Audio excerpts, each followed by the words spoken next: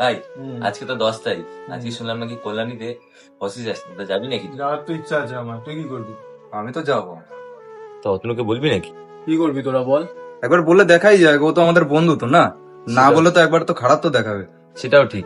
চ একবার সবাই মিলে যাই, গিয়ে দেখি কি বলে না বলে, তারপরে ডিসকাস করে দেখা যাবে জিনিসগুলো।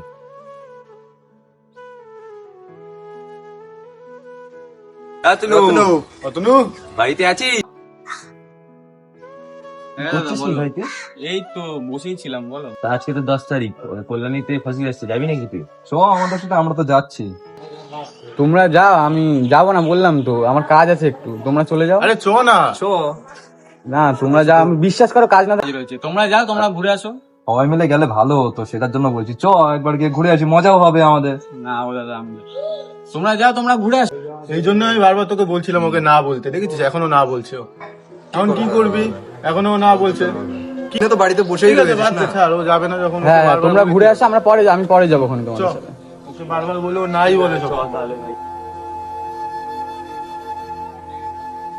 তাহলে চ ভাই, বেরোনো যা, চ চ। তোমার বাড়িতে একটু কাজ আছে। ঠিক আছে, কাজ মিটে আমরা ঠিক আছে, তাহলে আসি ভাই। যা, আমরা দাঁড়িয়ে আছি এখানে।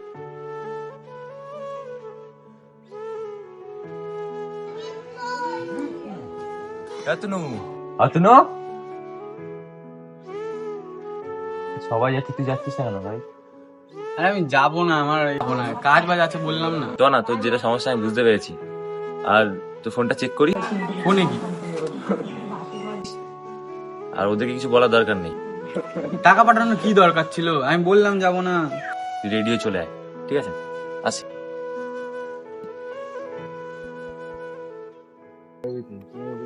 ঠিক আছে, চল ভাই। হয়ে গেছে তোর কাজ? হ্যাঁ। কাজ হয়ে গেছে, চ তাহলে, আমার একটু আবার কাজ আছে। তোরা নাই দাঁড়া, আমি আসছি। ঠিক আছে, তাড়াতাড়ি আসো। তাড়াতাড়ি আজ।